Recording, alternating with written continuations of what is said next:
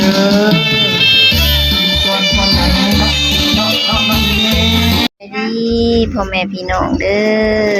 วันนี้สะฮงสิมารีวิวงานดองเนาะพี่น้องเนาะอันนี้ก็ลุงไปมาแหละเราสิไปเวียโอ้ยพอดีแล้วมันสิเคินเกิกดึกนะพี่อันนี้กับพายเจ้าสาวสบายดีเสือกับสีชมพูเนาะสินก็ออกแบบแดงหน่อยนึงพี่น้องกระโพดว่าเพิ่นสิไปเป็นเจ้าภาพบ่หรือว่านั่นได้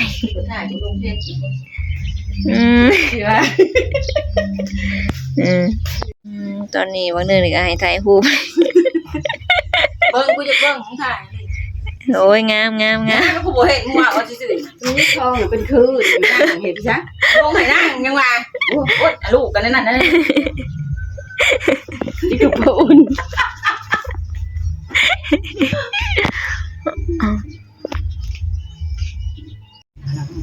ถ่ายรูปแม่แล้วก็ว่าบ่งามใช่นั่นแหละลูกก็แห่มาเนี่ย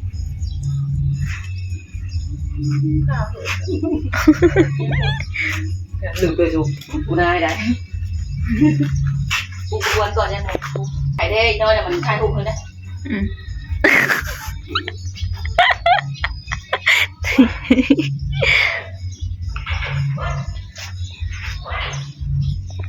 อันนี้ก็น้องสาวเพิ่นเนาะสิไปนำกันนี่หน่อยเอื้อยเพิ่นน่ะใส่เต็มสูทอันนี้ผักกระโดดจะเหม็นงามผักกระโดดใบมะกอกเนื้อใบมะกอกแล้วก็ถ่ายหูก็ใบมะกอกย้อนยุกเนาะตะกี้น่ะขนาดดอกไม้อยู่อันเอียงกะยาให้ได้จับดอกไม้เนาะถ่ายหูสะฮงสิถาเคยถาแห่เคยอยู่นี่เนาะเพราะว่าข้าเจ้าสิแห่เคยมาแต่นี้ผ่านทางหน้าบ้านสะฮง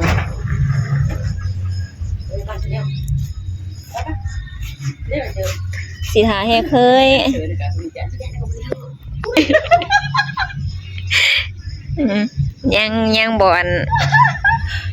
ยังบ่มั่นใจพี่น้อง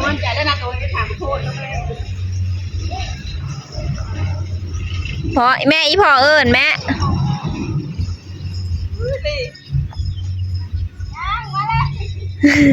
พกไปเอาพ่อ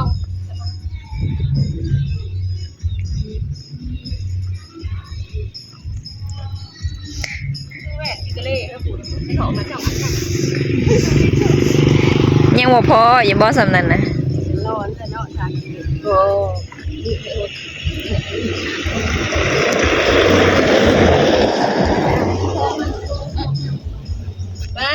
เธอจะมาปัดมาห้องแค่นั้น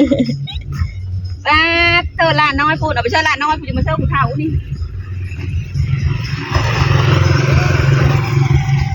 ลูกพายในลูกเจิดบ่ลูกเจิดบ่นี่บ่ไปไหนนะงามแต่ว่าอยากไปบุญได้ยินเสียงเพลงเลยปวดโลดโหลดเด้อหน่อยใครแน่ล่ะบ่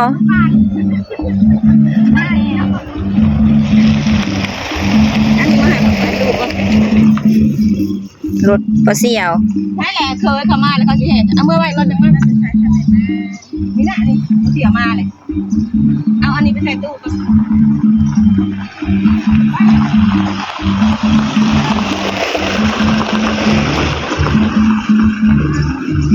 ไปก่อนแล้วพี่น้องสะฮงสิ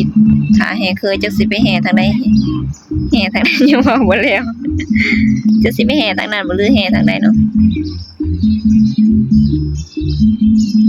ดำเอ้ยดำอุ้ยกินข้าวแล้วบ่เฮ้ยนี่พี่น้องแห่เคยแล้วเด้อเอาเบิ่งแห่เคยหน่อย สะฮงกะมาอันตะกี้คิดว่าเขาน่ะสิแห่อยู่ทางอันทางพุ่นมาบ่แล้วเขามาแห่เอาอยู่นี่เนาะใกล้ๆพี่น้อง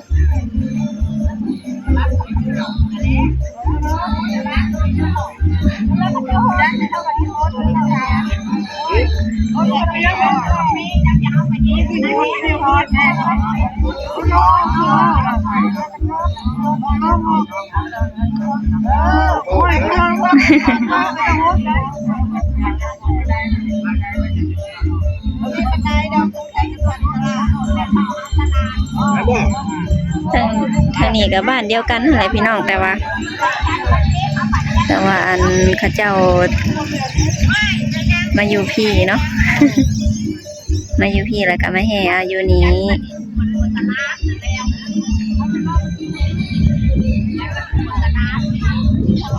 เคยก็ได้พี่น้องเคยก็เห็นหน่อยหนึ่งเนาะ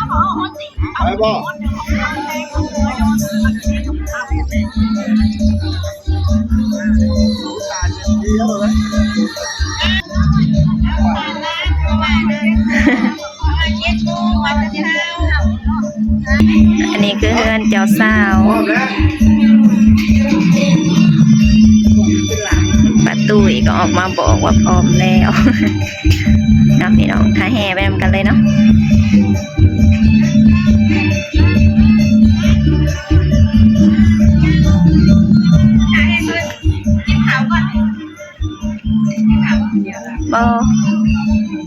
ยังสิปูสาดอยู่ทางนั้นยังสิปูสาด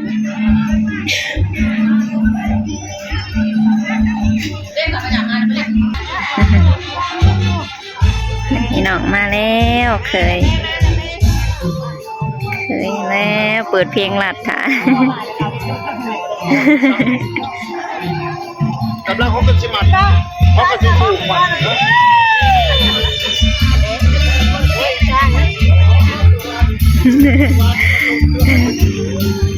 เอาไปดีแล้วเนาะ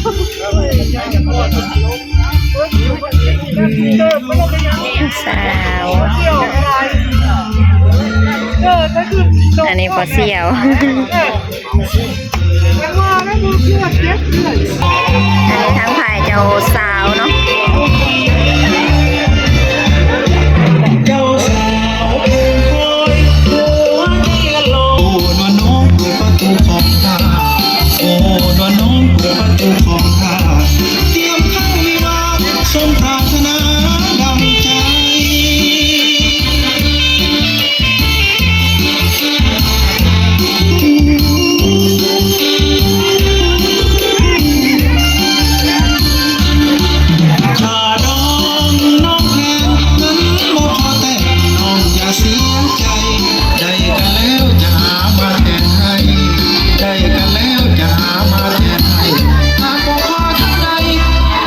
ออกให้ก่อนเด้อก่อนหลังน้อ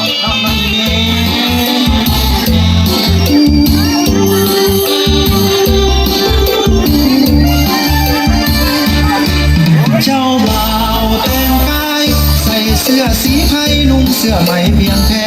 เจ้าสาววันนี้ใส่ชุดสีแดงเจ้าสาววันนี้ใส่ชุดสีแดง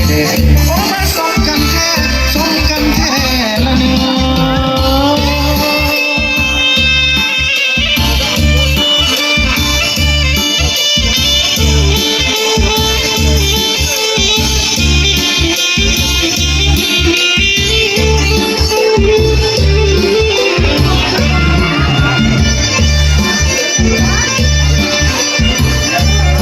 อันนี้ตอนฮุดตีนเนาะพี่น้อง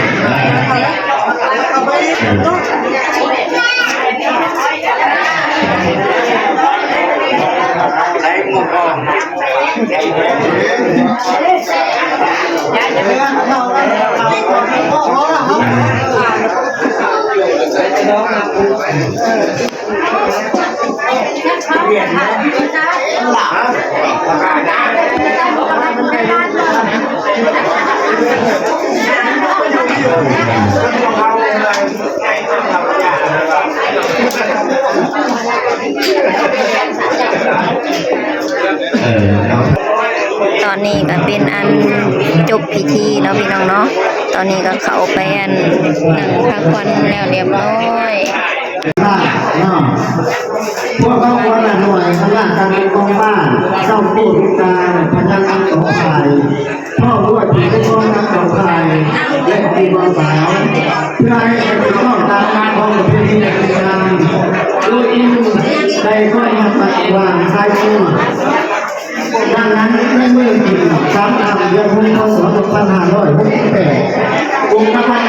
ที่เราเข้าเดือน เฒ่าแก่เนาะ ตัวพระเจ้าจึงได้พร้อมเพรียงกันจัดตั้งพิธี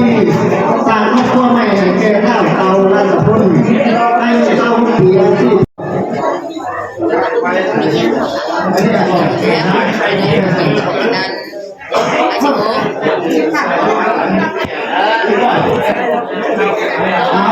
ทั้งว่าถูกต้องเราเลยกำลังเล่นการถ่ายทาย ไปเข้าก่อนไปเข้าก่อนอ้ายเจ้าบ่าวเนาะพี่น้องอ้ายเจ้าสาวคำ1 บาท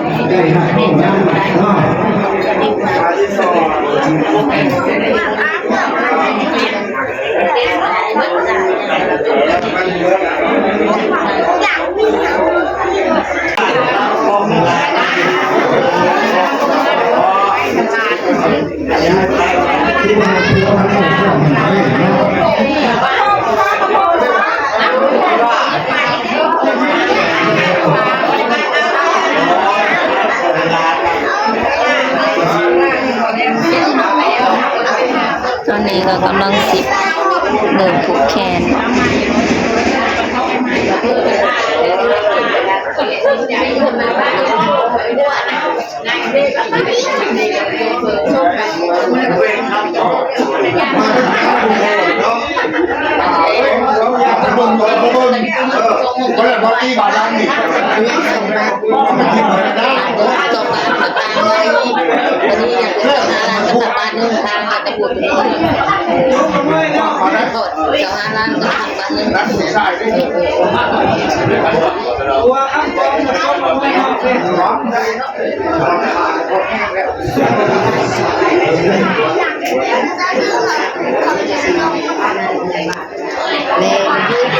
ใส่ซอยเนาะ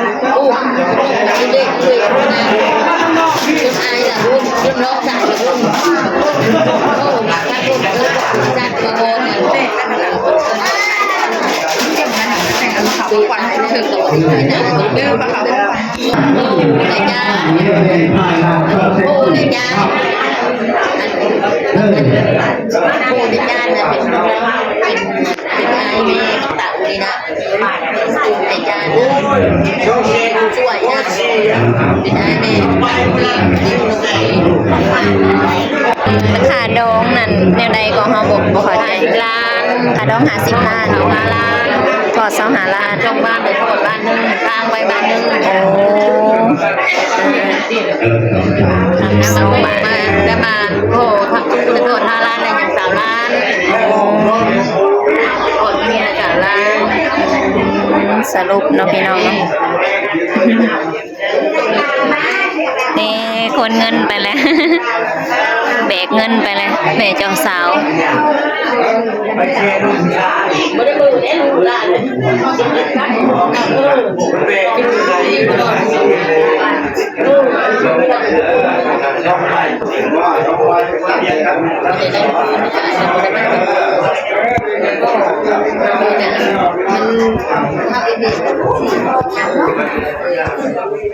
ชาติและใจไว้แบบว่าเป็นคนเงา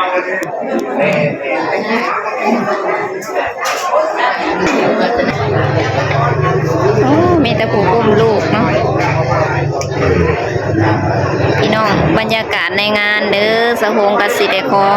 จบคลิปไว้เพียงซ้ำนี้แล้วเด้อพอกันใหม่คลิปหน้าแล้วก็มาบ่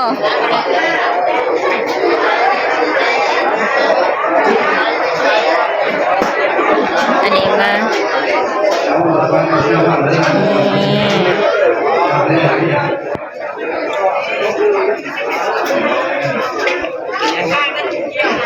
ทางนี้กับทางแม่ครัวเนาะพี่น้องเนาะจัดแนวอยู่แนวกินเนาะ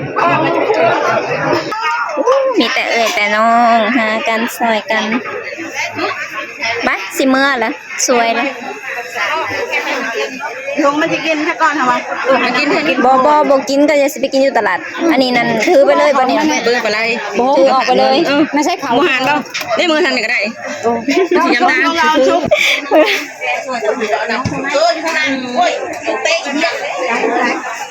อันนี้ของข้าเจ้าฝากเนาะพี่น้องเนาะใช้เลยนี่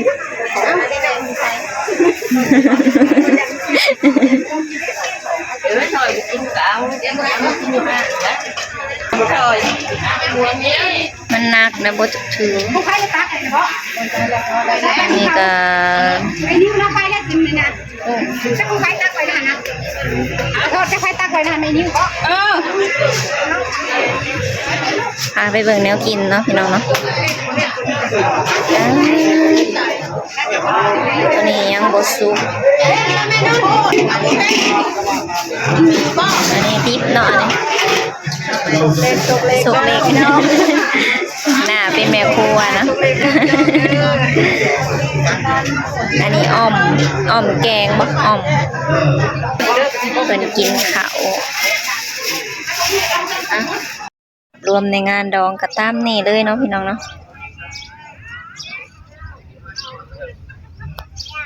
งานใหญ่เติบเนาะ